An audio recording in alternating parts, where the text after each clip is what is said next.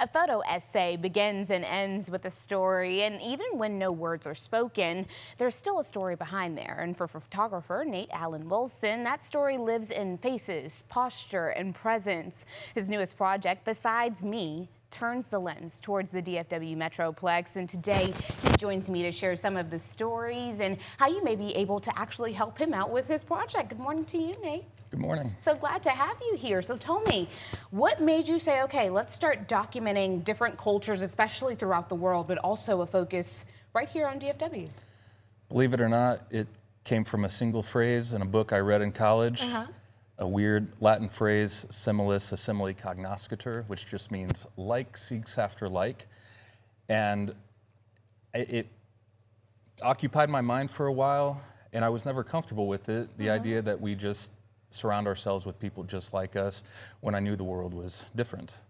Interesting. Okay, I like this conversation already because I like when people start to think creatively in a different direction altogether. And so Beside Me, or Besides Me, centers language as both identity and experience. So what first inspired you to build a project around non-English language first?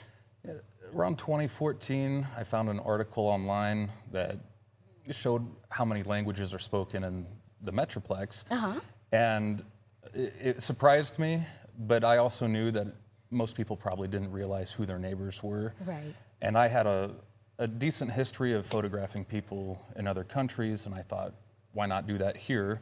We're just as diverse here as the rest of the world is. In other words, the nations are here, but nobody knows it, and I wanted to put a face to that. And you really did, because even just watching those photos, I'm like, my goodness, okay, like we have so many different kinds of people, so many different cultures that are coming into our Metroplex. Like you said, they are our neighbors, and we don't even know it. And so before taking each portrait, you spend time listening and building relationships with these people. What is something you think that you've learned that has been maybe most astonishing? That is a great question. I grew up in a foreign country, and so I had already been accustomed to different cultures and that cultural diversity. But being in people's homes or their places of business, or thankfully my neighbors, I think it just reasserted what I already knew. Yeah. Our cultures are different, but we're still people who really aren't that different, which is great. We have a commonality that is easy to communicate, and being neighborly or friendly throughout the Metroplex is great. But you already knew how to make that process flow as far as getting it out of them, because you kind of already had your hand in the pot a bit. Yeah, a little bit. There's always a little bit of awkwardness when you approach somebody you don't know and say, hey, can I take your picture? There's got to be a civil, safe way to do it without scaring people off. And I also shoot with medium format film cameras. They're large, they can be imposing. Hopefully personality takes care of a little bit of that.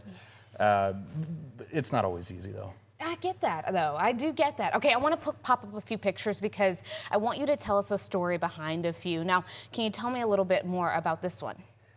Yeah, this is one of my earliest photos. This is actually my neighbor, a Brazilian family, so they speak Portuguese.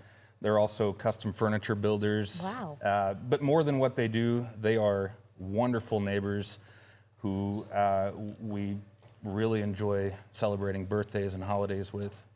Oh my goodness, I could only imagine. Okay, wait, I think we have one more. Can we pop up one more? Vietnam is the connection here, yes? Yeah, this is TK. He's got a very gentle disposition, just a cool guy who is a tattoo artist, and I love his work, but I have no tattoos. He's like, I appreciate him from afar. If I were to get one, it would be from him. It would absolutely be from him. Okay, well, everybody take note. He just gave you your next tattoo artist. Let's talk about this one right here, this last one. This is Onel from Cuba. I was just texting with him this morning to make sure that I could properly name my favorite sandwich at his restaurant. Oh, I love it. He's in downtown McKinney. His restaurant is the Guava Tree. Go and order the Ropa Vieja. Ropa Vieja. Probably said it wrong. I probably said it wrong, too. I call it the Ropa. Sorry, O'Neill. Shout out to you, though. Regardless of whether I pronounced it correctly, it's an amazing sandwich. Well, very very good.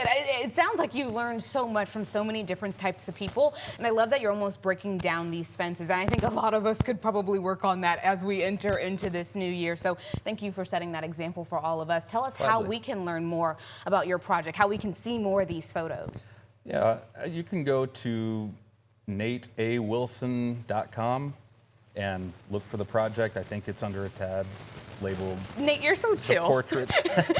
NateAWilson.com. It's right there. We'll be right back. Thank you so much. You're welcome.